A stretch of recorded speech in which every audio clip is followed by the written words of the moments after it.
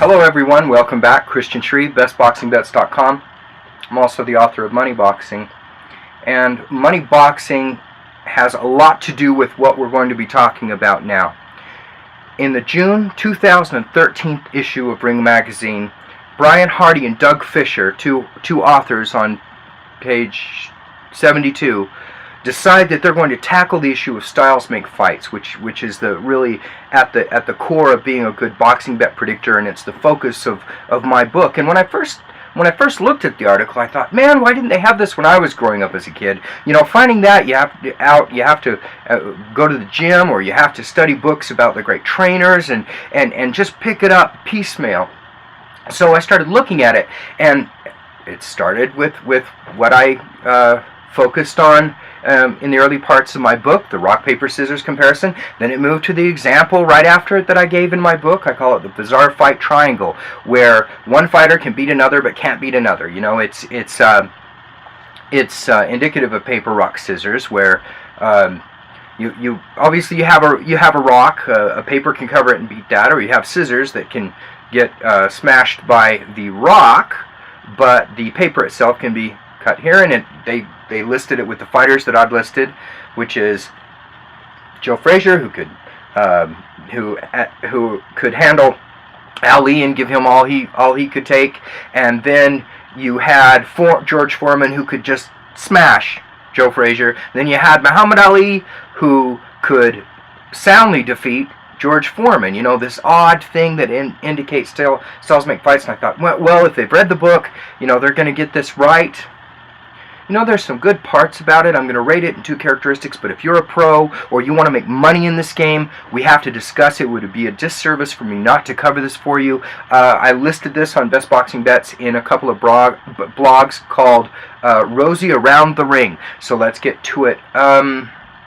As an article for fans, so that they can understand some of the basics better, it's a fine article. 4 out of 5 stars for the fans. But if you want to make money on this game, and if you want to know what's really going on, then you're going to take the attitude of a lot of the pros, a lot of the people that I'm talking to talk about the mistakes that were made with it. Now, ultimately, I could sit back. Let's talk about they say that there's a boxer and a puncher and a pressure fighter and a slugger, also known as a fighter. And this is how they broke it down. And they take the boxer, and in their mind, the boxer, not someone who performs the task of boxing, but who utilizes intelligence, and they define it in the end as somebody who won't go for the KO, who really won't say that that's their emphasis.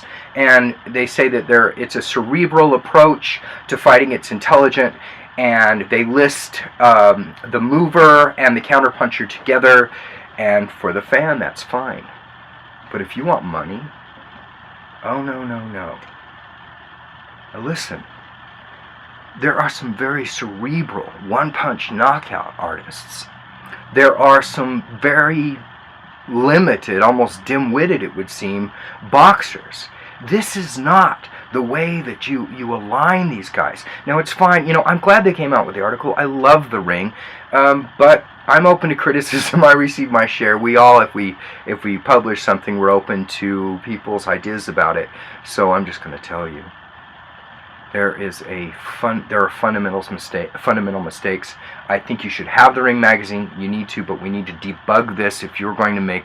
You know, you're never going to get above 70% accuracy. And in boxing, if you can't get above 70% accuracy and over a quarter, you know, say you're just doing a dozen matches a quarter. If you're not at 9 out of 12, you know, if you're not at 37 out of 50, if you're doing a few more, you know, you should be at least at 75% accuracy, year in, year out. You know, this isn't another game. You can do this with fighting. You can do it with MMA. You can do it with boxing. You can do it with MMA or Muay Thai. You can have it. You can have it, but you have to not misdiagnose fundamentals. And this is crazy. This is crazy. So we're just going to straighten it out. And the first thing with which we are going to turn our attention is that a boxer is a first response fighter. They're going to move away. Yes, that's their tendency, and they're going to continue to do that. That is their precept. They're going to control the distance between athletes, and they're going to stick. That's true, and it does require intelligence. That's true also. But a counterfighter is in no way a boxer. These people are on the opposite sides, and it may look the same, and that's why so many people confuse them, but not the pros, because they know that they have desperately different mantras. The boxer, move, make him miss, make him pay, and they'll strike first. The counterpuncher, there are two of them. There's the stationary counterpuncher. It's like his foot is nailed to the ground. They don't want to move very much. They'll rock back and turn like James Toney did, people like that. And then you have the mobile counterpuncher, like a Pernell Whitaker. And sometimes they'll move around, and it confuses people. But their idea internally is, I'm going to make this person miss, I'm going to make them pay. Maybe I'll do it with my feet. Maybe I'll move my feet to the side and come back. Or maybe I'm just going to rock around here, come underneath, and do it. But it's counter-punching timing that is a secondary motion. Now, great trainers like Kenny Weldon, they say, a counterpuncher in itself, every style should know how to counterpunch. So he considers the counterpuncher to be just part of the other styles, but so few fighters do it well that if we don't include it, there is a gap in our intelligence as we build our skill. So the counterpuncher is two: the mobile counterpuncher, the stationary counterpuncher. They're the make 'em miss, make 'em pay guys.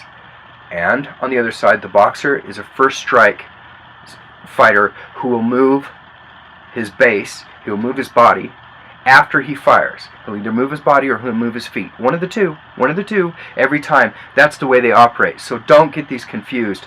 Drastically different. They need to be separated if you're going to make money with this consistently. We're going to get to the second section of this later. Rewatch this if you need to. Christian Shreve, bestboxingbets.com.